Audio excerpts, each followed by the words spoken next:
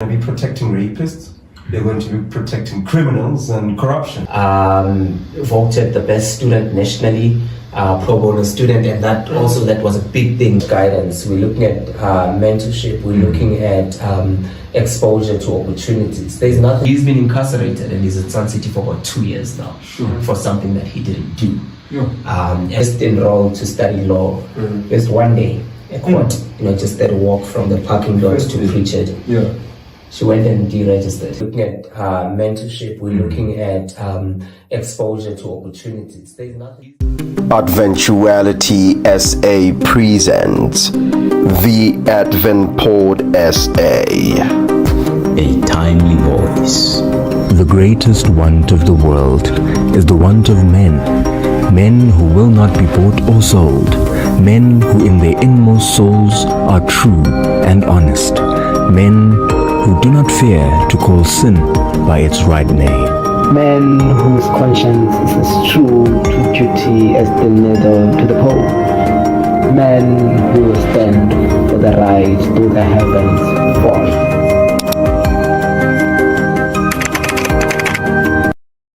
You mentioned that you're a legal practitioner. Yeah. I think both you and I would agree that there's some sort of stereotypes when it comes to the legal field from the church. I think from this perspective, one would say that, you know what, man, come on, you're going to be protecting rapists.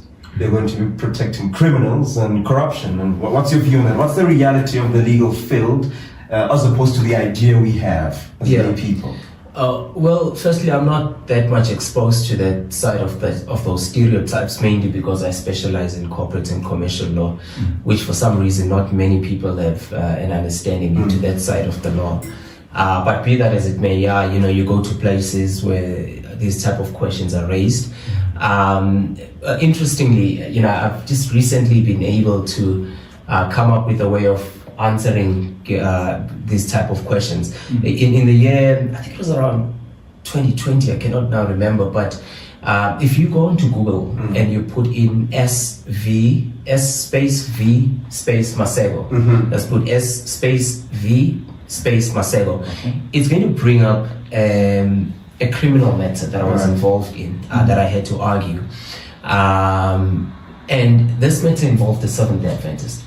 Is that? Seventh-day Adventist, yeah. There's the Seventh-day Adventist guy was an Uber driver, and he happened to be at the wrong place at the wrong time in Edenvale, at the Edenvale High School. I think it was in 2019. This matter was all over the news. There was a huge armed robbery that happened there, and he happened to just be at the wrong place at the wrong time. And the assailants that were at the school hijacked him, coerced him, to open up his vehicle, caused them to drive them and drop them off at some location in Rosettenville. Subsequent to that, this chap goes and he reports the matter to the cops, a matter which is now all over the news. The ministers, the MECs are speaking about it, and they thought, oh great, we at least have someone to arrest in addition to a few other guys that have been arrested at the scene. He got arrested for something that he didn't do, literally didn't do, and he went on to trial for about 2 years, was then subsequently convicted. He was found guilty. Doctrine of common purpose. I won't go into the details of that. So he got about, I think 2 life sentences, 15 years for attempted murder, 10 years for robbery with aggravating circumstances for something that he didn't do. And he was represented by the state at the time. So when somebody mentioned this to me and told me, there is a Seventh-day Adventist and this is what's happened, I paid him a visit. So I went to Sun City and it cannot be that he must know something about it. Justice. I looked at the docket and I like to think of myself not as the smartest, but a little bit smart, So I saw it from, I properly and thoroughly studied that docket and the case against him, and I just couldn't understand how is it that this guy had been convicted. Now at the time that I go and pay this chap a visit, the Seventh-day Adventist chap, he's been incarcerated and he's at Sun City for about 2 years now for something that he didn't do. And obviously you'll see from that judgment, it was only after I took over his matter that he eventually got his freedom. He's back in church now doing the amazing stuff. So primarily I'm not in law to protect people and to advance people's rights and whatsoever. I'm in law because I want to make money. Yeah, okay. And make money in such a way with something that I enjoy. You know, I enjoy practicing it. Sure. And it just happens with the field that I'm in that there tends to be these type of cases here and there where in the midst of making your money and enjoying yourself, you're also changing lives. And protecting people. And so those stereotypes, look, it's unfortunate that we have them. It's going to take a while to clear them. But look, everybody deserves representation, and you know, we have many innocent people. And remember, I'm not here to subjectively analyze and psychoanalyze what your truth is. I work with what the facts are showing me. I work with the version that you are giving me. Obviously now I speak on behalf of my colleagues because I don't primarily. As you're speaking, I think, let me give you reality right now, right? Now, there was a prominent case in the Seventh-day Adventist Church of a prominent singer in the jurisdiction of Johannesburg who was now involved in a pedophile matter. Right. Now, let's say this guy comes to you, man, and says, you know what, I'm guilty, chief. But, nah, go speak for me. What would you do at this point in time? And the money's there. And you've got to do your job as the... I mean, Christ presents us to the Father blameless, but are we blameless? It's important that the church must know its role, and the legal system must have its role. By the way, the case that you talk of, he doesn't have to... He might come to me. He has come to me, by the way. Someone that I know very, very well. I don't view things the same way that what we would call the layman views things. For instance, you make mention of the word pedophile. The reason why you make mention of the word pedophile is because we have what is known as common law rape, and then you've got what is statutory rape. So statutory rape dictates that they cannot be consent, you know, if somebody is below a certain age, being the age of 16. You know, so even if you entered into an agreement, as long as the person is below age, that's statutory rape. So what then happens is you would say that the moment that you hear of it, you use the word pedophile. As a lawyer, I use the word statutory rape. That actually, you know, if you go deeper into that case, I don't know how much you followed it, but there was actually a dispute as to whether or not it was statutory rape, only to later find out that it wasn't even statutory rape. And at that stage, you know, we've had a lot of people go out there marching, creating a certain impression. It often leads to certain frustrations, because now you've got a court that will give a ruling that is the exact opposite of what you've now been portraying to the public. Why? Because you misinterpreted. Because their church was for this lady, I think. There was division. There was, I think there were two groups. And in fact, I think I did. I wrote a nice piece just advising the church as to how you go about handling that matter, because Endit Now was in the forefront of that, and I'm a big fan of the work that they did. But it's not every time in the Seventh-day Adventist that we get people standing up for victims. There's a way that you stand up for victims without creating the impression that somebody's already been found guilty. And also the threshold in a criminal case is, you know, one must be found to have, that the facts must show that beyond a reasonable doubt you did engage in this action. When you sit in a church board and you deliberate on these matters, it's not beyond a reasonable doubt. We looking at a probability, a balance of probabilities. So there's a high likelihood that there are certain matters that might not see the light of day in court, because court requires the evidence threshold is up there. But in a church board set up, the threshold is not up there, and you can still have your church processes, you know, in terms of censuring, disciplining, and all those type of things. Those can still be meted out without really losing hope in the legal justice system, whose threshold is up there. So those are some of the things, you know. You get Peach Black Afro, you know. I mean, we're quite good friends with Peach Black, not like friends, but we know each other. And a guy like that, he gets convicted. Now he's out. I mean, Peach Black Afro, we know that he killed his wife. Right? He killed. It's a fact. He killed his wife. They had a disagreement. They were on the stairs. He pushed the lady down. The lady died. He doesn't say that I did not kill my wife. He says I did not murder my wife. So there's a difference now. Huge difference, because what we're talking about as lawyers killing is and defined, murdering. right? I mean, killing, you can either kill intentionally, you can kill negligently. The law makes a clear distinction I between think the even two. the Bible makes a provision for that. Yeah. If you murder, like if you kill somebody and you were not intending to, you can go to a city of refuge or something like that. You hear the key word, Kahami, is you are not intending to, right? So intention, that's a key element for the crime of murder. There must have been intention, you know, and you speak to premeditated and all of those things. But then if it's negligent, then that's culpable homicide. You know, and now the guy does not plead guilty. He says, yeah, I killed my wife. So why are you not pleading guilty? Because the state is charging me with murder. The state is not charging me with culpable homicide. I did not intentionally. So, and that's where, you know, we play the role as lawyers, and people will come and castigate you while you're representing this person. Yes.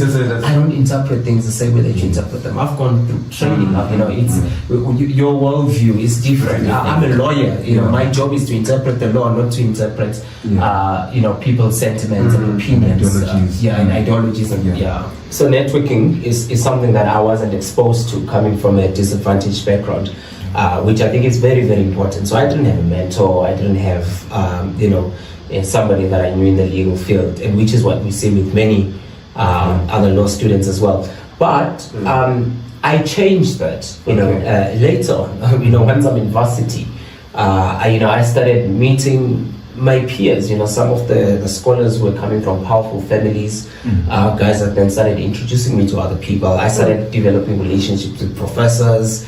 I think in 2016, I was voted the best student nationally, pro bono student, and that was a big thing, because what it does is that you getting published in all these newspaper articles, the varsity magazines, and all of those things.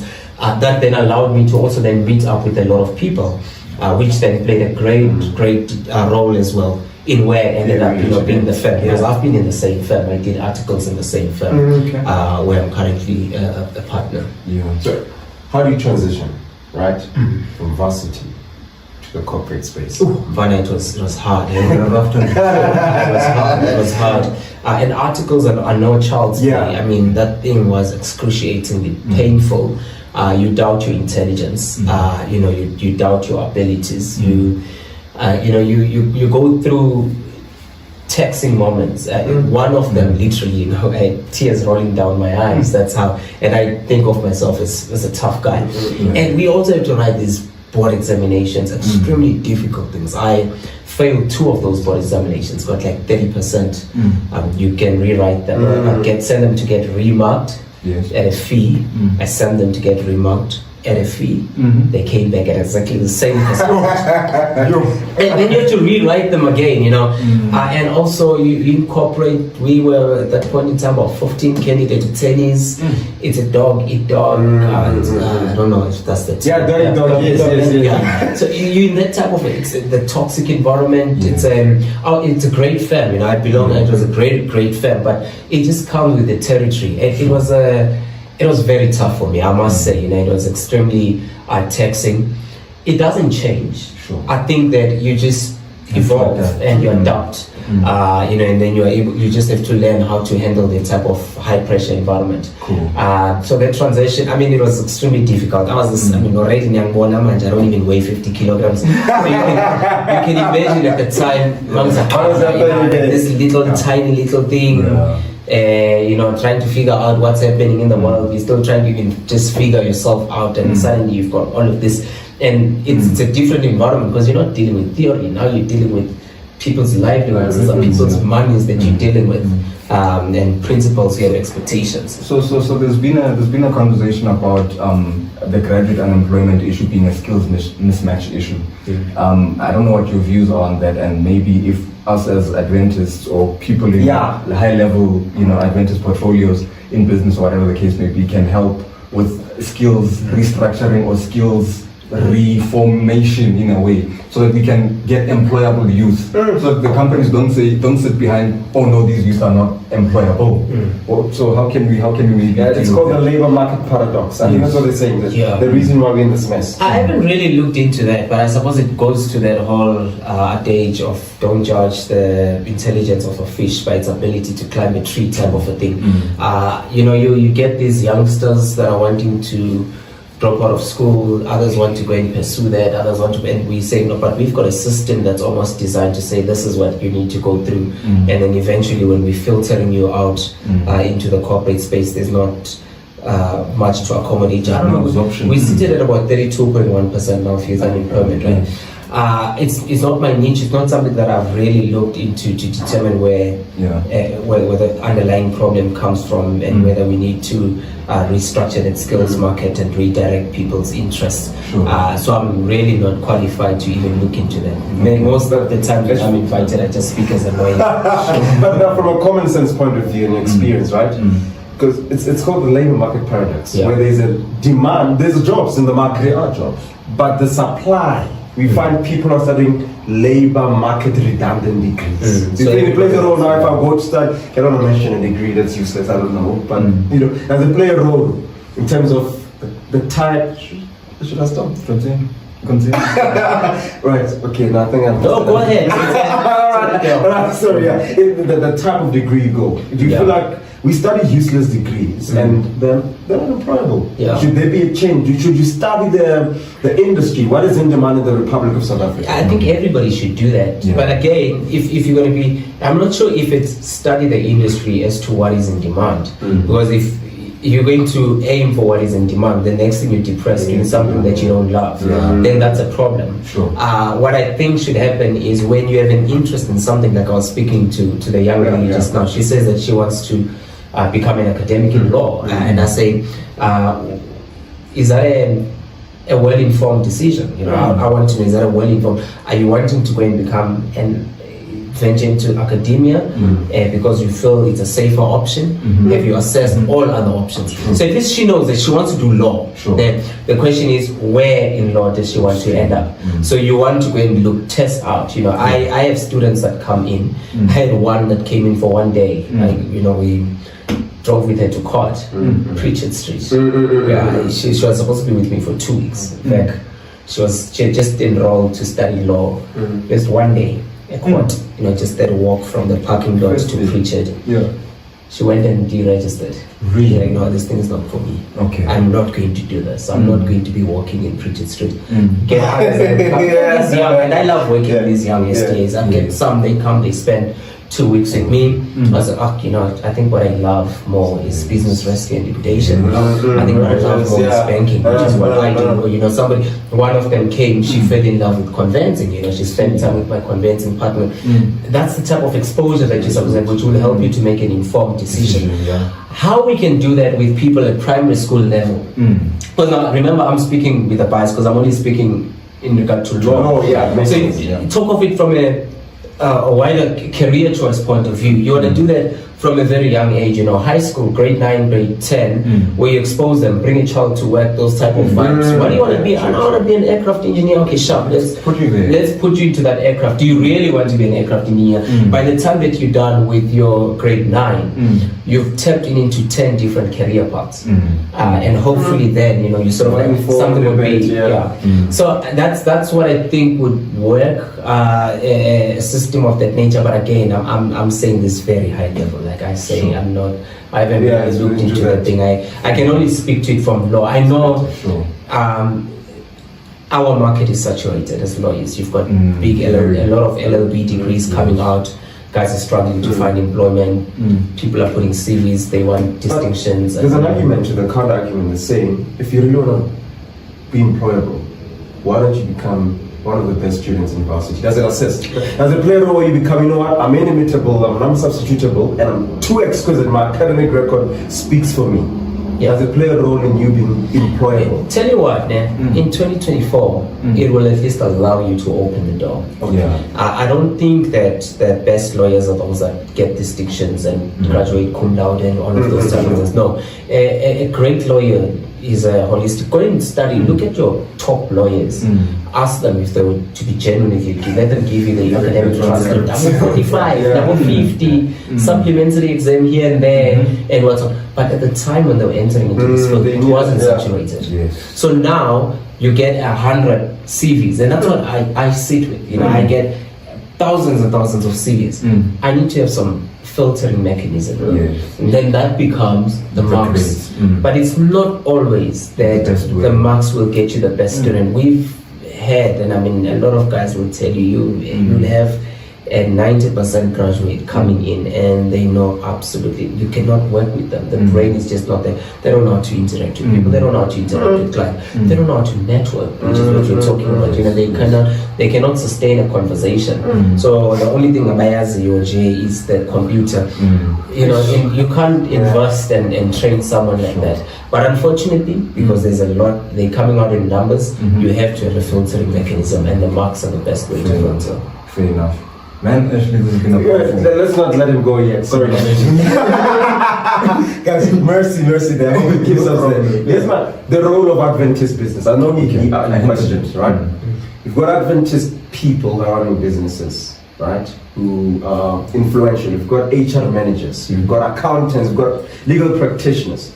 What role can they play in terms of assisting graduates? Okay, that's what I'm saying, because I mean we are that's what you're saying, like, because we come, I guess, sympathetic. I don't know if it plays a role in being sympathetic, but the proximity to you should assist one who aspires to be in the legal field, in some way or another. So what role can these people play?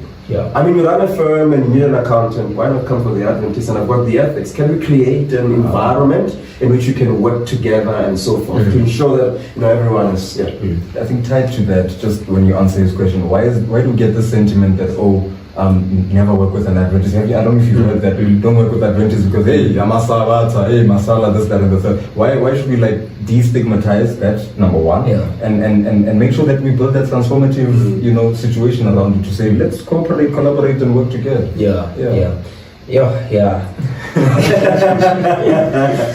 Look, I work with Seventh-day Adventists. I'm very pro Seventh-day Adventists, but I don't graduate laziness in the name of Adventism and close proximity. This is not, the story of what's her name, Rahab the prostitute. Yes. I say that the guys that were saved. Everyone that was in a house just by virtue of being in the house. This is business perfect. We're not going to.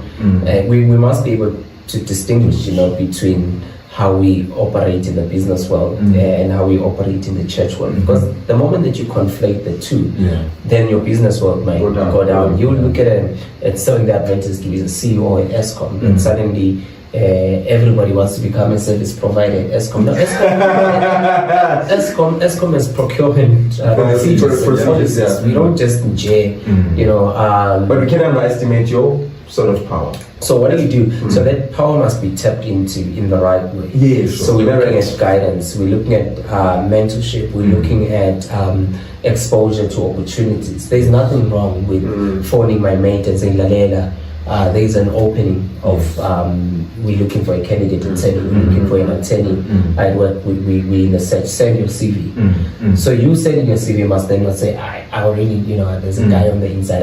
This is not inside job. So like I say, it's important because it does have a say. I mean, one of the associates in my department is a brilliant Seventh-day Adventist. And when she joined the firm, she came from another firm. And she was brilliant in the sense that when I spoke of her brilliancy in terms of the law, I knew that I'm not just speaking on her behalf by virtue of her being SDA. So she had the inside voice. The inside voice was saying, look, we're not just bringing in she will bring value to the business. And those are the type of connections. But you must still expect that when I speak on your behalf, you're still going to compete with others as well.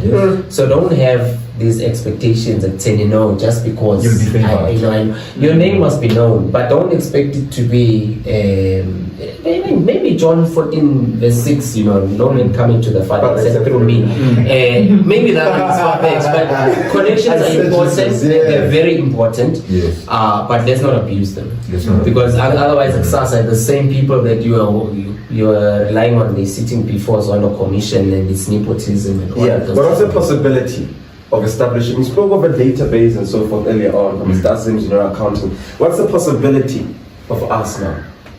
Is that young professionals, young business owners coming together? Is there a possibility of such that we care, but based on competency? Definitely. No, you do it. I mean, like I say, you guys are seated at Wits. I'm from the University of Johannesburg. I'm a big fan of the University of Johannesburg. My briefing patterns, I brief counsel, advocates from Johannesburg. I mentor students from the University of Johannesburg. So if we can do that within the SDA faith as well, there's nothing that precludes us from doing that within the SDA space. Sure. And favoring each other to say, guys, when there's opportunities based on merit and competency. So, because at the end of the day, business is business and the work must be done. Thank you, sir. Thank you so much. Thank you so much. Our technical team is telling us that. But we had a lovely chat with Brother Ashley. We wish we could have more, and we'll definitely schedule more time for such conversations and more. Just tell us last words that you might have. I know we've covered a range of topics, but anything that's been on your mind that you just feel you need to share. There's a young man that I know who's interested in this podcast and thinks he's SDA. Can you guys employ him? Definitely. But where's the merit? Let us grow. No, can we employ him? Can we employ him? The ability is there. The ability is there. Once this grows, the ability is there. So wait, but do you ask why you say it? Why employ him? No. We're going to assess his merit. Yes, look at the CV. So thanks, guys. It's been a great time. Thanks for the conversation. We are great stuff. Great, man. All right, guys. Please like, comment, share, and subscribe. This is the Advent Pod SA on YouTube and soon to be on all podcast platforms as well. Cheers. We out. Peace. Can I move us quickly to a more business conversation? Yeah. I understand. Yeah, it is a bit grim there. But can you just cool. Don't worry. Yeah. We'll come back to it if we need to. kidding. Yeah. So I want us to touch Adventist business. What is it doing about graduate unemployment? Because I think that's where our topic is sort of leaning towards. Yeah, because we see this country, and I don't know what your views are like, and this is a finance and business segment. We want to see a situation where if the country is suffering with a certain ill, the Adventist community should at least have minimal or marginal solutions for it. But I don't know what are your views on that. What should we be seeing? What should we be doing? What are we not doing? Kahani, you'll always ask people, who's this Adventist business that we talk about? Right. And who are these people that we looking to for solutions? Let's start here. I mean, you guys have studied at Wits. Yes. How much support do you have from your alumni? Have you even tracked and traced your alumni how they are doing in the corporate in the corporate space? How many of them have ventured into business? How many of them remain unemployed? For those that have been employed or those that are running businesses, how successful are they? Then you have to measure the pressures that they're having from their own families and their girlfriends, their partners and whatsoever. How much remains for them, if any, to then come in and tap into here? That sort of like creates a big picture, because tomorrow you're going to be that person. If you're not there already, you entering into the workspace, there's a first year that was going to ask themselves, what is Adventist business? And by the time that they're asking that question, they're not looking up there, they're looking at you. And as they're looking at you, you're also looking at that pay slip of yours. SARS has visited it, your mom is visiting it, your cousins are visiting it. NSFOS is coming as well, they're calling left, right and center. All of those pressures that you have. So say maybe we easily answer them, so okay, maybe from that perspective it's very tough and one might understand. Then we can move into the more established institution, the institution that we tithing to, the institution where we giving offering. Then we start asking difficult questions, you know, how are we channeling or how is this institution channeling those funds that they are getting? Where are they going to? You know, are they investment vehicles? I belong in the Northern Conference. In the Northern Conference, and I think that's where you guys are also affiliated with, there's numerous investment vehicles. You know, we've got Setcom that holds the buildings, we've got Haven Estate and all of these things. There are developments happening. There are funds that are seated when we go for our financial reports. There are funds that are seated in their millions and millions of rands. And maybe you should start asking yourself questions such as, those funds that are seated in some interest-bearing accounts, then can we not reconsider how they could be reinvested? Because many people might not see the benefit of investing in education.